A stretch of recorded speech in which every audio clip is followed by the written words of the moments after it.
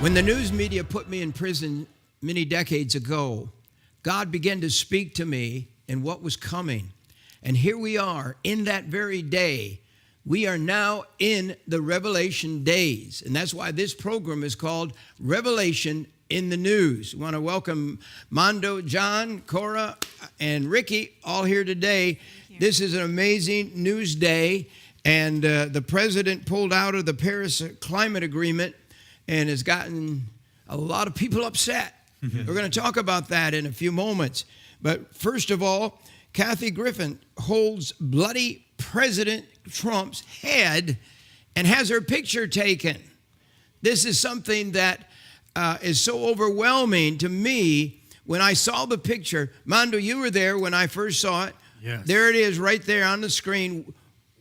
What do you think of my reaction? You saw it. You were upset, you were bothered, you were sick and tired that people kept pushing the envelope on this situation.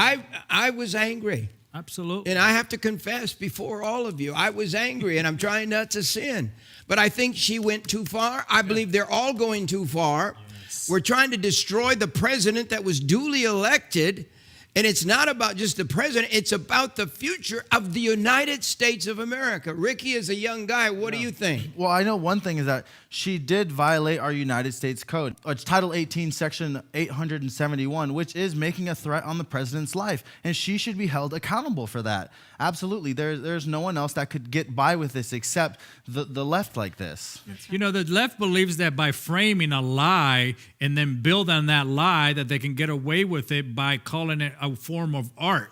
You know, I believe there's a form of art, but that is not art. That is a threat, a direct threat to the president of the United States, whether you have to agree with him or disagree with him. We have to agree that this was not politically correct. Yeah. And months now on Twitter, people have been threatening the life of our president. Yeah. In the old days, when I was but a boy, you couldn't do that. You couldn't threaten to kill the president of the United States. You can't do that in other third world countries. Oh, my. They will lock you up as fast as you bring out that statement. Yeah, this wonderful freedom we have in America, I'm not sure this generation appreciates it. No. But I am very upset today. What else do we know about this? You know, she went on, there was a video that we just were playing a little piece of, and in that video, she goes to say, I know what I'm doing is wrong. Mm-hmm. And a matter of fact, her and the photographer decide we're going to have to go hide in Mexico after all this is done. So just, hours after they put this photo out, this photo right here, she gets a backlash. She gets fired from her job at CNN, doing the whole New Year's Eve gig. And I believe she's very upset about that. But the thing that disgusts me the most is her reaction towards Donald Trump and Melania Trump saying, they defended themselves, and now she's going to go and play the victim. Yeah. We have an article today, actually. Kathy Griffin claims she is a victim of bullying at the hands of the Trump family. My God. What, the nerve to say that. What planet are we on, people? Yeah. Seriously. This is insanity. Yeah. Absolutely. It's time for God's people to stand up. Otherwise, we're not going to have freedom to stand up much longer. There's so much going on today. And as I look through everything that is happening in the news, the things that are happening that, we're not going to have freedom of religion, Mondo. No. It's being challenged. Our country is literally becoming Antichrist. Absolutely. Mm-hmm. And the enemies of the gospel are starting to win. And I believe God's people have to take a step to win. So, Cora, what do you think of this radical attack on the church? Well, what is so interesting to me is that there's Kathy Griffin who makes this radical stand with not believing with the president. And then on the other side of things, we have this radical Islamic terrorism.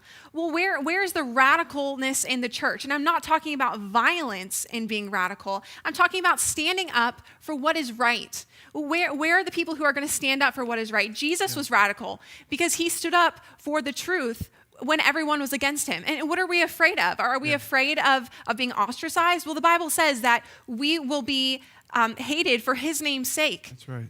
John, there is a story breaking today, I believe it is. It's called Far Cry Game. Is that right? Far Cry 5 is going to be coming out here in just a couple of weeks. And it's been a game that a lot of people seem to really enjoy.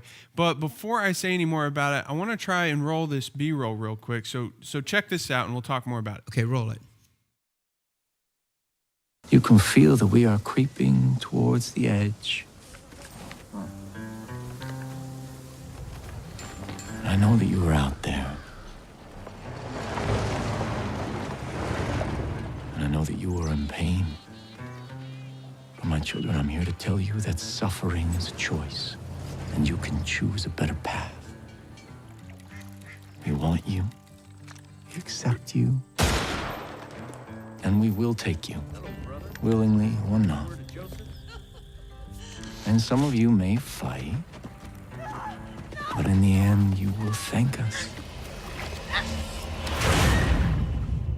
I am your father, and you are my children.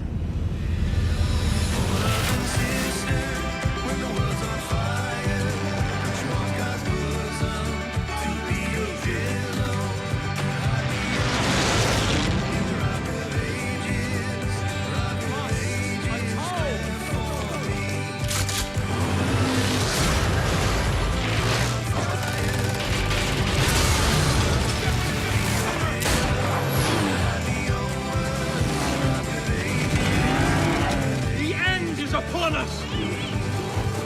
I shall lead you to the gate, for you are my children and I am your father.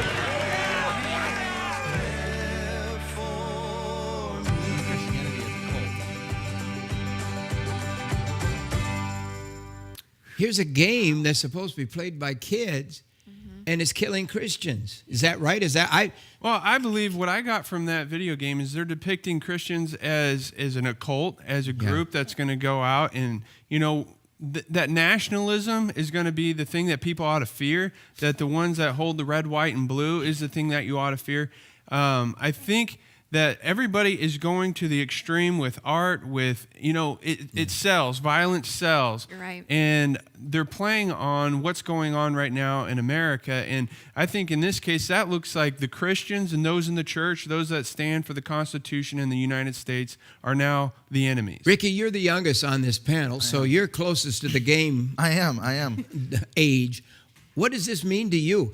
You got to explain it to Dad, because it's pretty weird. Yeah. And it's scary showing people, watching people praying and having them have their heads blown off. Yeah, what's sick is there's going to be parents, for Christmas, for their birthdays, buying their kids these games. And without even knowing it, we're indoctrinating our kids with a mindset that Christianity is a cult and Christianity is bad, that we are radicals in a negative sense. Is this just like movies have changed and changed and changed?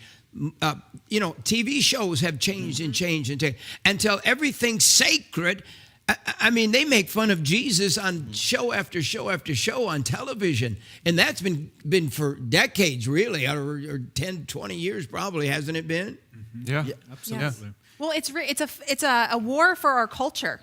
The things that we stand for, basic morality, that is being taken away right now, and it's being done little by little by what's happening in the media with our TV shows, with our video games, with our movies, because that's what we watch, and that's what we now consider normal. I mean, that's a sad place to be. We're not the ones that think it's funny to behead the president.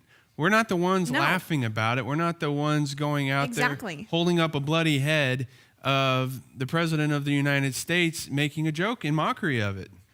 Pastor, one of the things that when you look at this on what's happening over the decades, I look at the progressive, and I don't mind being progressive. I love for the church to progress out of the old things that we used to do, but to progress because you lose power and do destruction in so many ways, that's when you lose the very message on why we need to grow and be different and whatnot. That is all great things. But when you use progressiveness because you lost the power of influence and it becomes a destruction party, now you have a problem, because now you have a generation behind you that is being taught that if you have no power, you are considered nothing. Without power, the left is teaching the new progressive generation you are nothing. So they are going to do whatever it takes to regain that power, whether it's building on a lie. And that's what we're seeing today, that lie after lie after lie. The progressive are building on this, what we call doctrine, and we're losing a generation that when you were a kid, you used to believe that Christianity was part of the United States religion. Yeah. Today it has become a cult. We're going to talk more about this week. We've got guests. We got some of the great guests of America coming on. And we got so much to talk about. Rick Joyner's going to be on today's show as well. But let's go over to page 3 already of our news for today. And the headline is, President Trump pulls out of the U.S. Paris Climate Agreement. And they're literally mocking President Trump because he did this. Now, can I just give my 2 cents and I'll let you guys talk? Please do. And I want you to see if we can't have one of our guests coming up next week on our show who wrote a book called The Big Agenda, I believe is the name of it. Absolutely. It's David Horowitz is going to be on our show in a few days. And I want to quote from him. Yes. If you can find it in there in the book, the one we saw the other day. This is what's going on.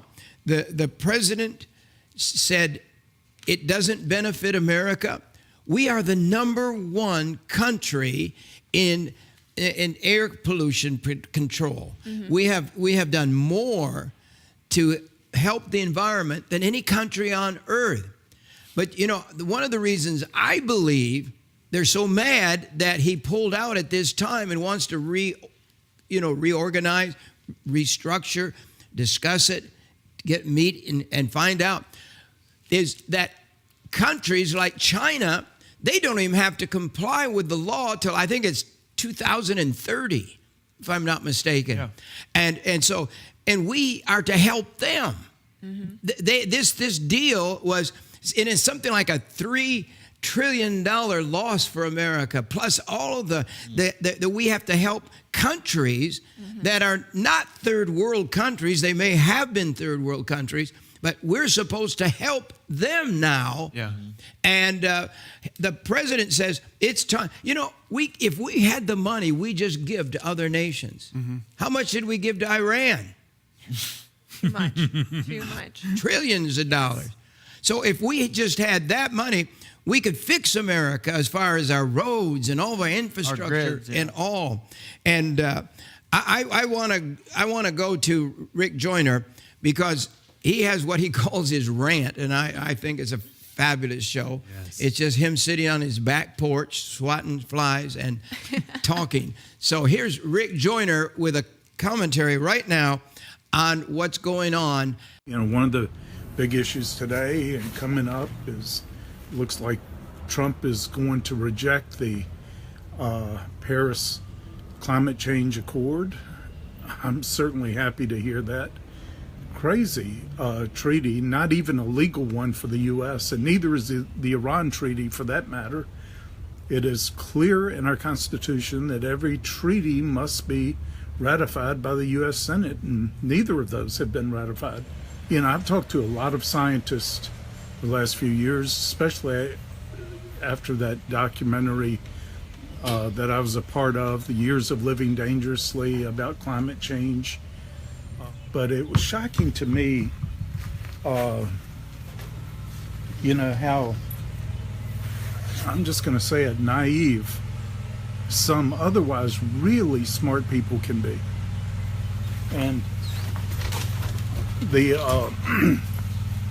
scientists that I'd talked to since then, I would ask them, about this inference that 97% of all scientists agree with this proposition.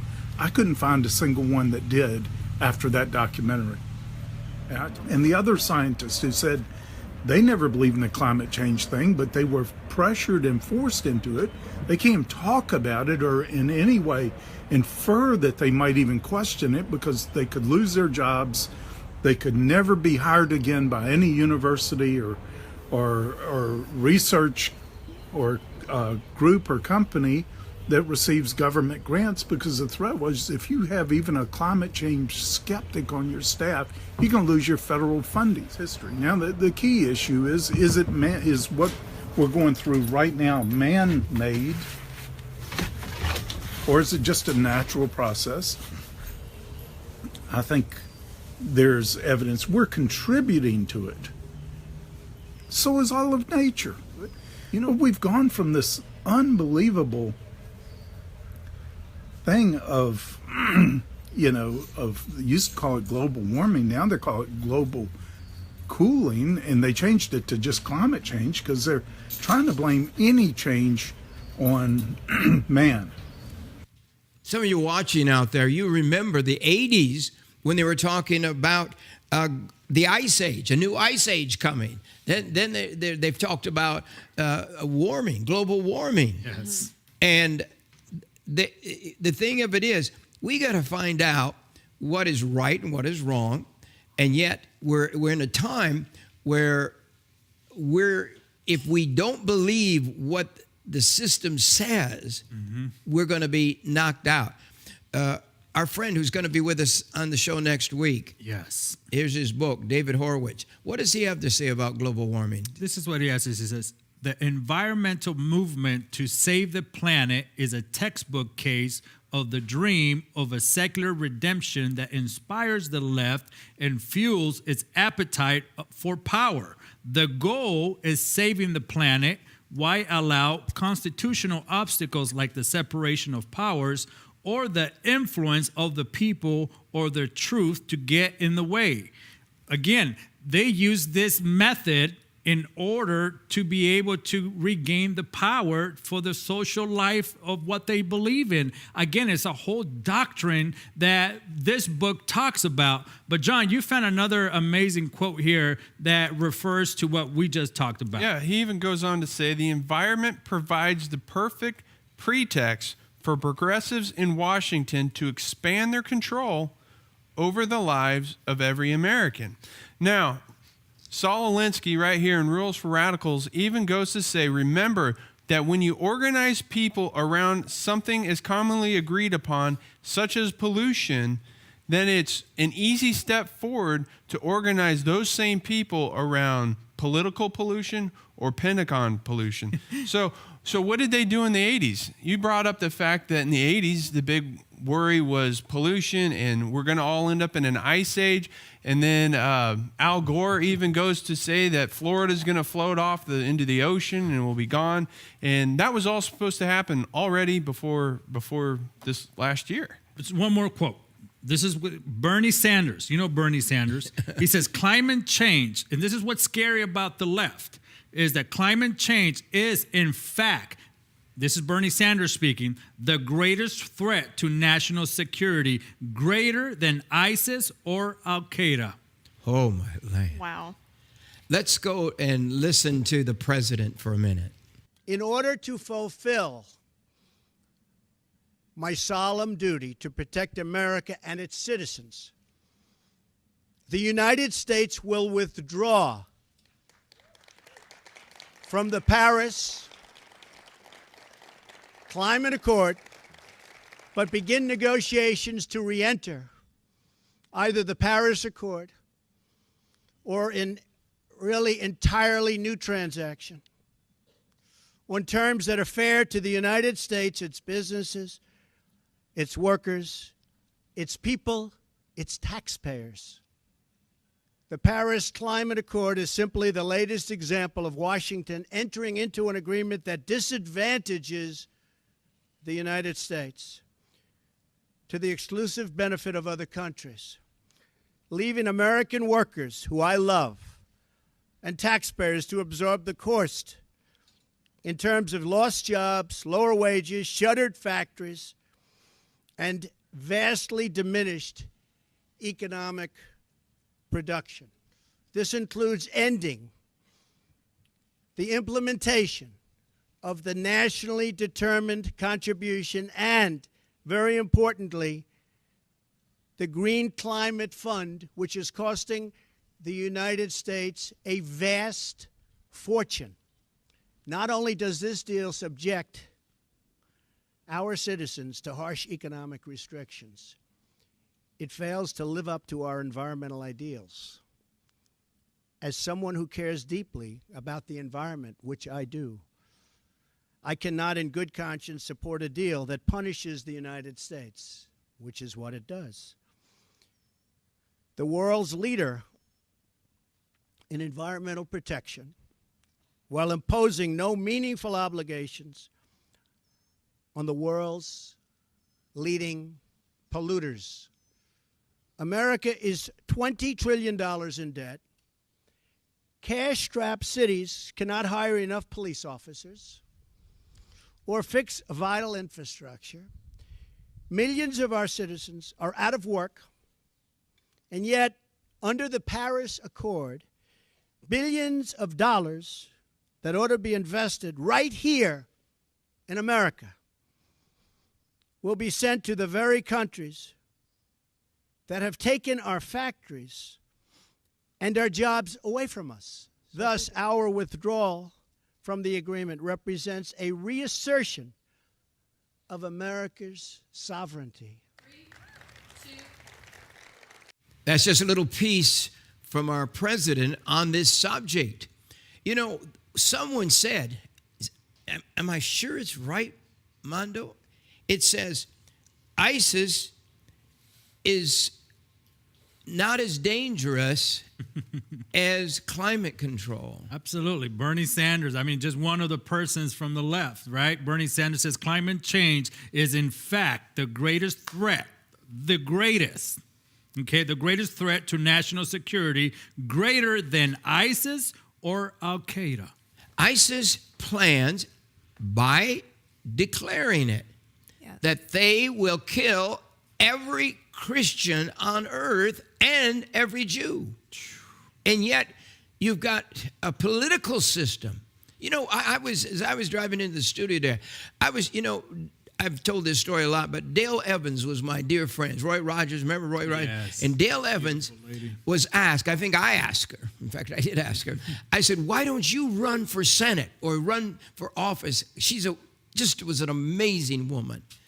And you know, she looked at me and she said, I can't.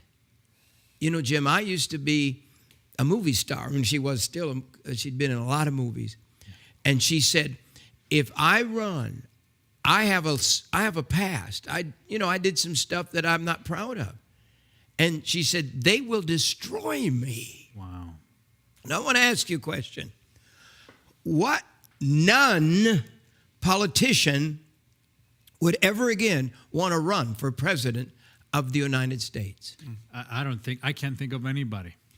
I can't think of anybody. Anything that can be exposed And will be exposed. That's why God chose, I believe, Donald Trump to be president of the United States, because he had a temperament, a personality that no other man I've ever seen. Yes. He every day, Mondo, Yes, John, Ricky, every day they try to kill the man. They're killing his personality. The Bible says when you hate somebody that bad, it's the same as murder. They want him dead. Yes. And so it's America is at stake. Yeah. Do you guys believe that? Do you believe that, Cora? 100%. Yes. Like I said, it's a war for our culture. It's a war for what we believe in. It's being attacked right now. You know, are you on the campus at all at this time, or are you well, it's off summer. for the summer? It's summer right now, so I'm off right now. So I just wonder, you're hanging out with some of your friends, I'm sure. What are they? Do you have friends that is as strong as I am? Oh, yes. That believe that America is in trouble? Yes, in fact, well, I think it's so important to surround yourself with good company that believes that pushes you to question your thinking and believe some of those things. But I tell you what, though, is as far as other people in my generation, when I looked on Twitter this morning talking about this Paris Agreement or any other things, I see a lot of people just blowing hot air, but they don't really know what they're talking about. They're not willing to put in the work to really know the facts about what they're talking about. So we need to educate ourselves. We're in the great hour of the final days on earth, according to the scriptures. Yes. And this is a war of right and wrong, good and evil. Yes. And I hope the church will come out of its caves and out of its hiding.